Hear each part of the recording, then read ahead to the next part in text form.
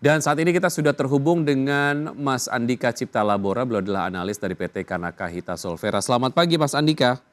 Halo, selamat pagi Mas Wiki. Baik, terima kasih sudah bergabung di Power Breakfast kali ini di Marketplace. Semoga kita sehat selalu ya Mas Andika.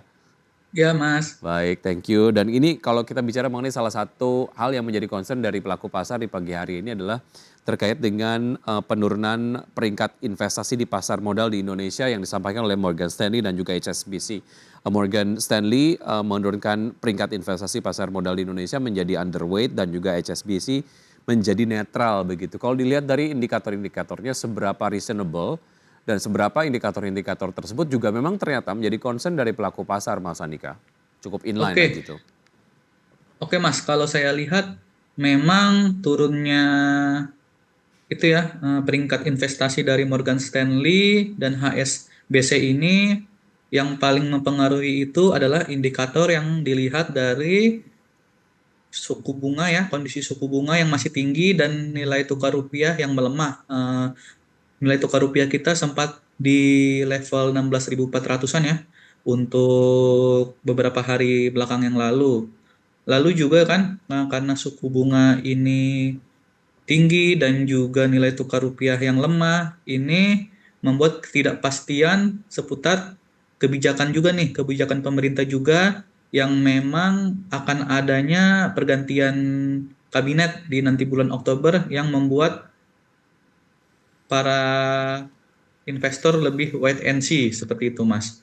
Baik, artinya ini membuat pergerakan dari indeks IHSG sendiri juga mungkin Anda melihat akan berlangsung satu way saja pasca disampaikannya penurunan peringkat ini atau seperti apa dan apa yang harus bisa dilakukan lah oleh pelaku pasar mengenai hal ini dan apa yang harus diantisipasi begitu. Oke, kalau saya lihat justru Mas, karena memang sudah adanya berita-berita negatif yang kita baca gitu ya, memang lebih ke kita memanfaatkan momentum sih Mas, karena pergerakan harga sudah terprice in, harga sudah turun jauh, dan juga ini juga kita sebagai momentum untuk kembali masuk ke pasar modal ya Mas ya, karena memang kalau kita lihat seminggu belakangan terakhir juga perbankan kita mengalami penguatan signifikan dan menopang pergerakan IHSG yang selama seminggu terakhir ini kurang lebih naik sebesar 2%. Hmm, baik, artinya memang ada sektor-sektor yang sebetulnya Anda rekomendasikan untuk bisa masuk begitu ya?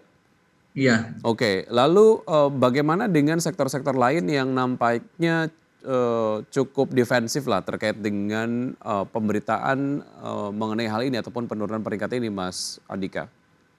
Oke, kalau kita lihat memang penurunan peringkat ini memang langsung menghantamnya itu pertama-tama itu emiten-emiten yang memiliki market cap besar seperti itu ya. Mhm. Seperti perbankan yang memang sebulan yang lalu itu dihantam habis-habisan sejak Maret ya, Maret 2024 seperti itu. Dan memang juga terkena juga oleh emiten-emiten otomotif seperti Astra juga terkena sentimen negatif seperti itu, Mas. Oke, terkait dengan reboundnya IHSG di perdagangan beberapa hari ini sejauh mana sentimen ini juga secara psikologis mungkin akan menghambat momen rebound tersebut Mas Andika? Oke, kalau kita lihat ya, memang nampaknya kekhawatiran ini sudah mengecil ya Mas, tidak Mhm. seperti sebulan atau 2 bulan yang lalu. Nampaknya market memang akan lebih enteng untuk reboundnya walaupun dalam jangka pendek masih akan ada potensi-potensi koreksi normal. Oke, sektor-sektor yang sebaiknya dihindari sejauh ini apa saja Mas? Walaupun memang Anda melihat kekhawatirannya sudah mulai mereda gitu ya?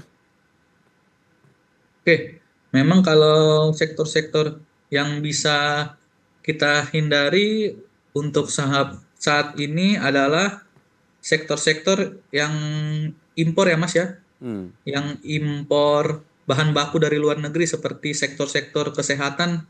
Nah, karena obat-obatan masih itu ya impor bahan bakunya Mas seperti itu. Oke. Anda tadi menyampaikan bahwa sektor yang paling pertama dihantam pemberitaan ini adalah saham-saham yang market cap-nya cukup besar begitu. Artinya memang sudah terkoreksi, momen ini bisa dimanfaatkan untuk kemudian bisa masuk ke saham-saham tersebut dengan harga yang sudah terdiskon atau seperti apa? Anda masih wait and see dulu Mas Andika, menurut Anda seperti apa? Kalau saya justru ya kalau dilihat secara teknikal ini volume pembelian sudah mulai meningkat ya khususnya di perbankan kalau kita lihat secara teknikalnya. Nah ini sih saya rasa sudah menjadi satu sinyal yang bagus untuk kita mulai mencicil dan mulai masuk kembali Hmm. ke pasar saham nih Mas. Karena memang saya rasa ini penurunan harga sudah mendekati bottom dan harusnya sudah ada rebound lagi dalam 1 bulan sampai 2 bulan mendatang. Oke, artinya Anda merekomendasikan untuk kembali ke pasar saham untuk termin investasi menengah ke panjang gitu ya? Atau Ya, betul trading Mas. juga menarik, Mas Andika menurut Anda? Kalau untuk trading memang lebih menarik, tidak juga ya Mas, karena memang Hmm, kalau ketika kita mendapatkan harga-harga saham yang memiliki fundamental naik di harga murah itu better memang lebih efektifnya untuk buy and hold supaya kita mendapatkan profit yang maksimal. baik, baik. Oke, kalau kita lihat pergerakan dari saham ataupun indeks-indeks utama di Asia lah ya yang cenderung turun, tapi kemudian IHSG justru kemudian menguat sepekan ini sudah naik sekitaran 2%. Apakah ini mungkin Anda melihat ada implikasi dari pengkajian kembali kebijakan FCA atau karena memang udah turun cukup banyak dan market juga lagi lesu, Mas Andika?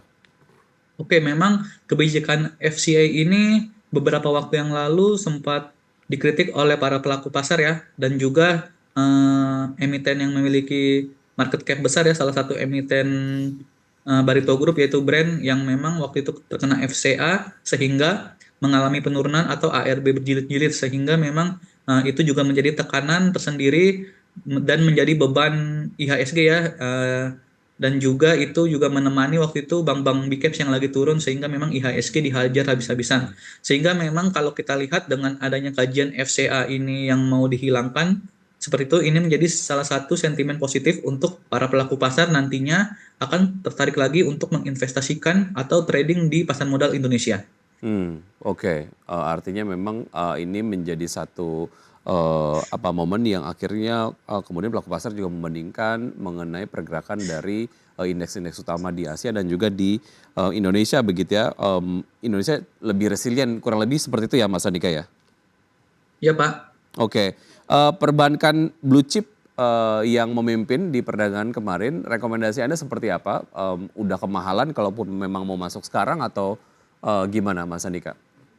Oke Pak, kalau kita lihat memang kemarin perbankan kompak ya mengalami penguatan apalagi 4 bank big caps BRI, Mandiri, BNI dan BBCA. Kalau saya lihat BRI, BRI, BNI dan BCA ini lagi uji resisten nih Pak.